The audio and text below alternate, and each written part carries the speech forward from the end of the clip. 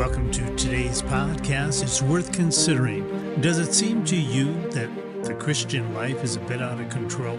Well, if you think so, you're not alone. This short podcast is to help all of us consider the teachings of Christ, even in these confusing times. I am Pastor David, the assistant pastor at Bethel-Gilead Community Church, also known as the Church on Block Road. My co-hosts for this discussion are Matthew and Daniel Anderson. We are continuing our discussion, how we must market the gospel. Now, this might seem a bit sacrilegious or at least unspiritual. Believe me, it is a conversation well worth having. As Christians, we need to meet people where they are at. This includes knowing how God has designed humankind and how best to present the good news of the gospel. We are to be wise as serpent, but harmless as doves, as the scriptures say. Get ready to be challenged.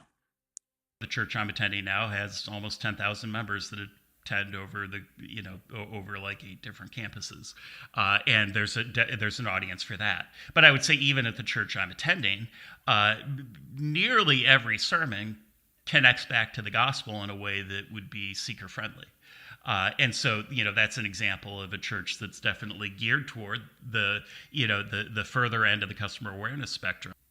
But they're doing it in a way that is, it still contains parts of that message that applies to, to other people. Sure. All right. So let me break this down now, and we need to know our audience. I heard a ding. We need to hear. The ding doesn't mean anything. We need to hear. Ding. That's my turn. What we need to break this down in the fact that, for example, I spent 20 years in education, and one of the big changes that moved through was No Child Left Behind. And the idea is that we are not teaching a subject, we're teaching students. So when you have 30 students within your classroom, it is the teacher's responsibility to reach those students. The old method was you get up there, you give the information, and it is the responsibility of the student to grasp that information. The profound difference is that we all learn differently. So when you create a lesson plan, some are visual learners. You have to incorporate that into your lesson, that this message needs to be attainable through visual. Others will be tactical. You have to make sure that they can get up and move around, and that will help emphasize. Some are going to be audio. Some are going to have to read, and so it really put the burden of education onto the teacher, and in the same way, the burden really of reaching the congregates, or let me put it this way, to evangelizing, is to finding out the needs of those that you want to share this good news with, instead of just building a building and say, hey, it's your responsibility to come to church. I think that's a profound shift in our culture today. And I think, Matthew, your discussion as to how, you want to, if you're talking to a salesman, you want to make the sale. You want to sell your product because you believe in it, and somebody is going to benefit from your product. Is that a fair assessment? I think something else. Go ahead, Daniel. Yeah, definitely. I think another thing you were saying along those lines, you're talking about this paradigm shift in pedagogy, would be in Matthew's book, he emphasized with marketing the importance of telling stories, that reaches people, and that you need to, understand your message well enough to be able to tell it, even through story form. And how does that perfectly relate with the gospel, right? A matter of telling stories, case studies, whatever you want to call them. Oh, yeah. Good point, Dan. I think you had mentioned that is the telling of stories. If you watch I just stole that from Matthew. Oh, good. If you watch The Chosen, which I love, there's a scene where Jesus is confronting this mob at Capernaum, and there's Jews and there's Greeks and such, and he says, well, as a Jew, we like to tell a story, and everybody goes, oh no. And but the effectiveness of being able to use stories is incredible, and that's what of course, you watch that episode, and that's a part of the culture then, and it is a part of it's part of our human makeup. We like stories. We tell our little children stories, right? And as adults, we watch entertainment, which are all stories, dramas that are playing out. So, yeah, it would make perfect sense that we give testimonials, that we give stories, and those are all, qualitative evidence of what we're trying to convey. Yeah, that fits right into page 39 where Matthew was talking about how ads don't work without a quality message, which is why his book is called, fix your message first, Anyway, and that your ads have to be influenced by that, by your message. You understand your message. So, practically, like, we need to understand the gospel, what our message is, and be able to convey it in a simple way and understand how it is that our audience can receive that. But you guys can.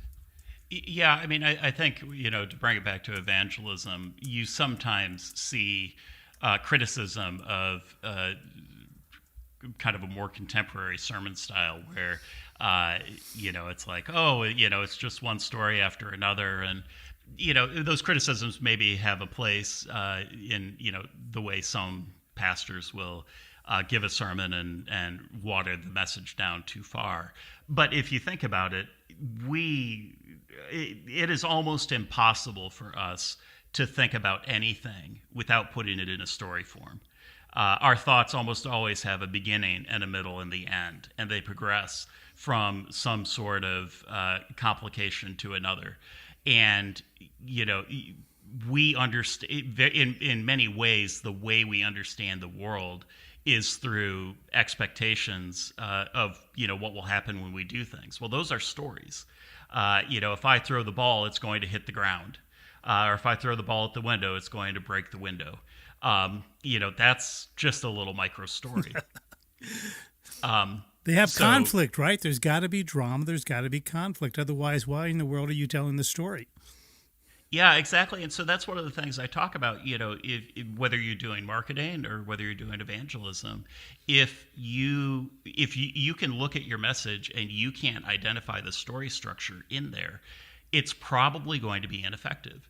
If you don't have conflict, if you don't have characters, even if those characters are ideas or problems, you will lose your audience's attention. People will have a hard time understanding what you're saying. And if they don't understand what you're saying, it's not going to make a difference in their lives. Sure. So it's your responsibility as the communicator to make sure, if you really care about the idea and you really do believe that it's in the best interest of the people you're talking to believe that idea or to be influenced by it, make sure that you're using the tools that are embedded in human nature to communicate effectively. Yeah. So evangelism explosion, one of the first questions that you would use to approach somebody in the conversation is, hey, do you mind if I talk to you about your spiritual life? And it would start off with, for example, if you were to die today, God forbid that you would, but if then you were be standing before heaven's gates, what would you say to God that says that He would allow you into heaven? Or purgatory. Or purgatory. That's always a great escape. Please send me to purgatory because that way it's better. Sorry, I couldn't resist. But there's a storyline once, and you brought them into this story by placing them in this setting where they can Yes. relate. Yeah, no, that's a very well-crafted marketing message. If you think about what's happening in the mind of someone that you're talking to there, you can't help but imagine, okay, there's these pearly gates, and I'm standing before them, and now I'm standing before God, and I have to say something. And, the exact picture that is in someone's mind when you're saying it is going to be different person to person. But the very fact that you're imagining that happening is a very well-crafted story. And those images can't help but influence the person who is receiving them. Sure. That's Right. going to be marketing. And if they say, well, I'll worry about that when I get there, then you can change the storyline. Oh, really? What else in life do you simply worry about when you come across it? Do you do that? Yeah. Do you do that for your health? Do you do that for your education? Do you do you do that for your children? Or do you give thought and energy because those things are important to you? Yeah, car insurance, health insurance, home insurance. Yeah, you want to research it, right? Yeah, and so if you think about it, those reactions are automatic. To a story or to a question or to any form of communication, it cause automatic reactions in the mind of your audience. You want to make sure it's not causing them to tune you out, but those reactions then you can use to begin to influence people. And in some ways, marketing is just a study of how human beings operate and how they behave under conditions of receiving a message. Okay. Hey, it's amazing how personal this marketing is. I mean, think of marketing, a business class, boring or manipulative or certainly unrelated to the gospel. But you look into it like, oh my goodness, like identifying your customers' needs, but also understanding what their skepticism or, blocks to acceptance might be. Sure. Hey, if you're selling a product or if you're presenting the gospel, you need to know people's needs and you need to know what are the roadblocks that they're having. Yeah. I mean, we can relate to many of their needs, right? The sense of wanting significance, of a feeling of loss, and what is life about. I think those are all common experiences that we need to pull back from our own experience to be able to relate. You're right, Dan. I think that's a really good point. Hey, I'm going to do something. I want to talk about my church, my community here.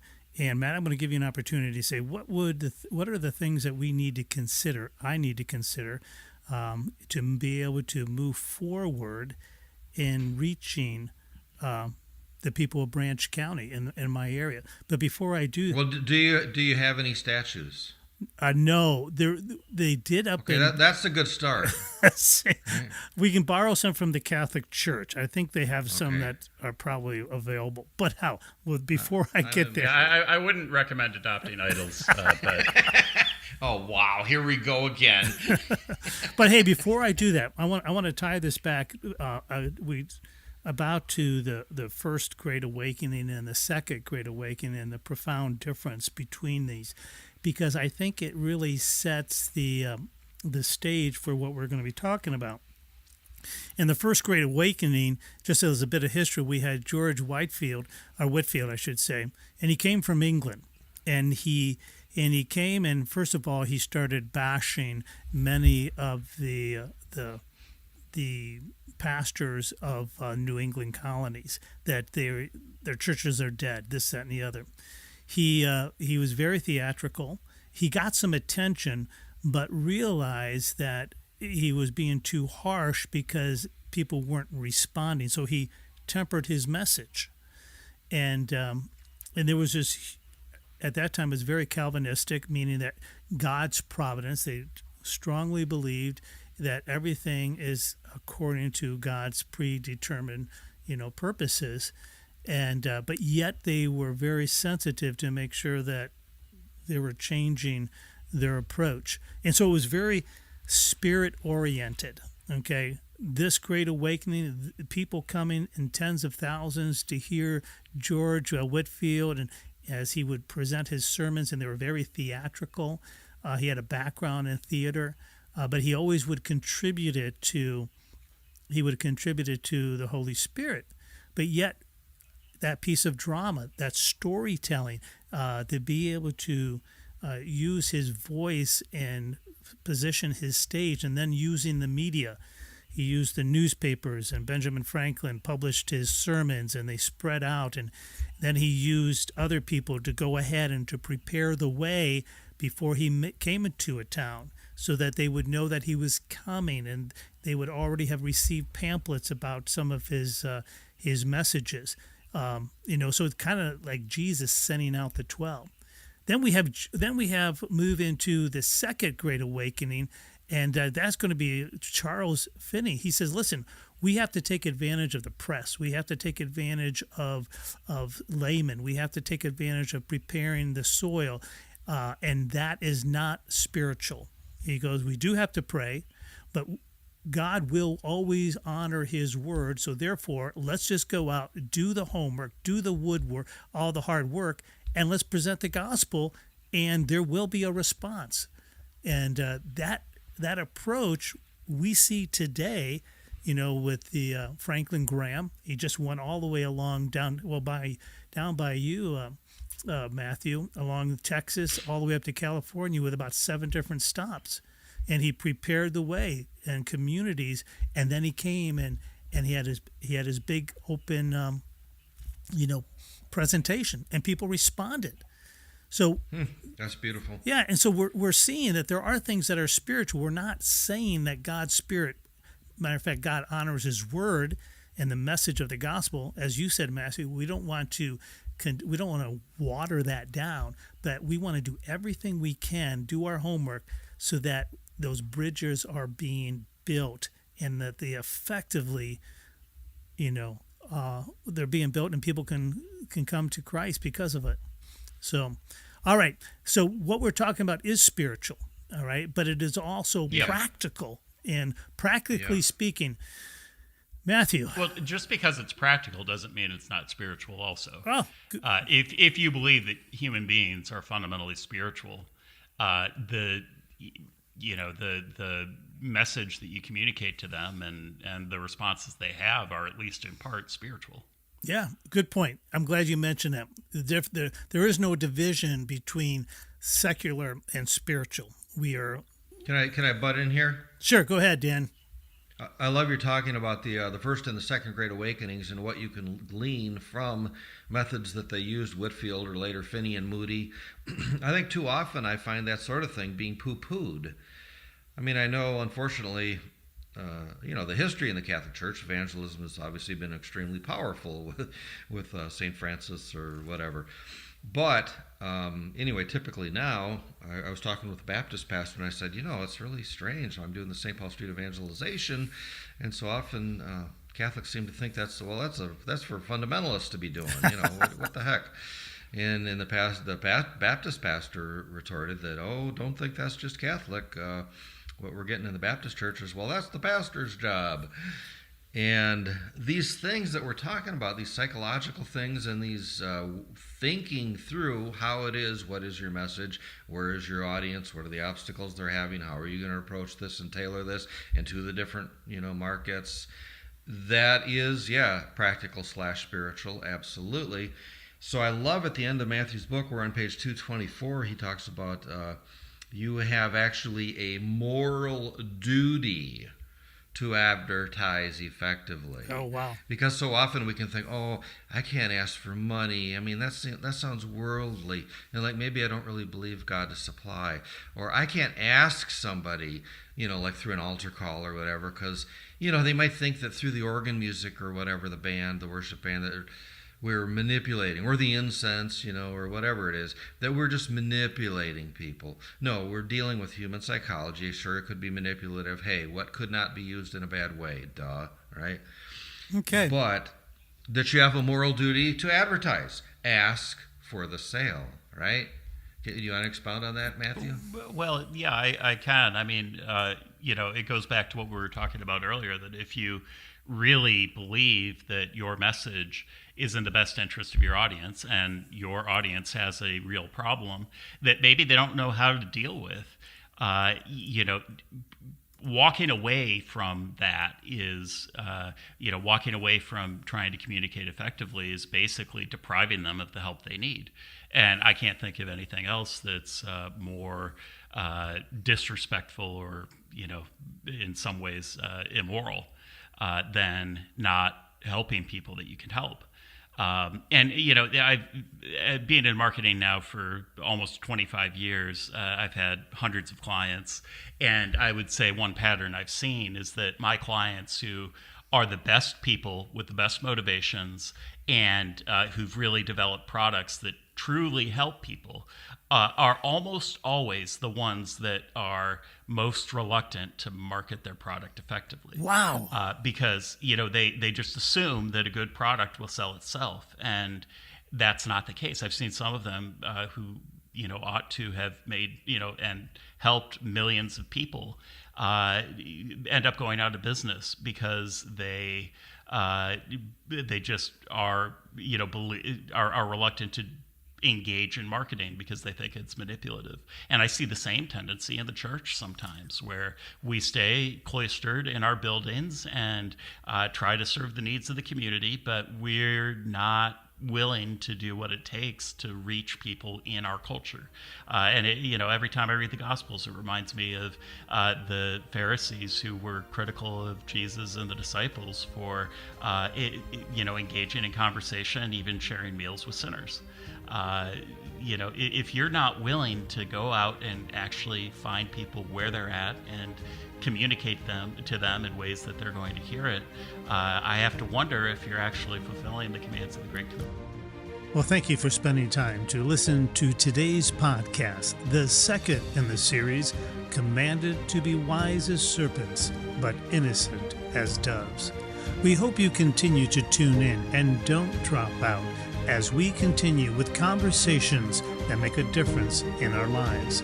Until the next time, go out as God's ambassadors, commissioned to a world in desperate need of the gospel. God bless.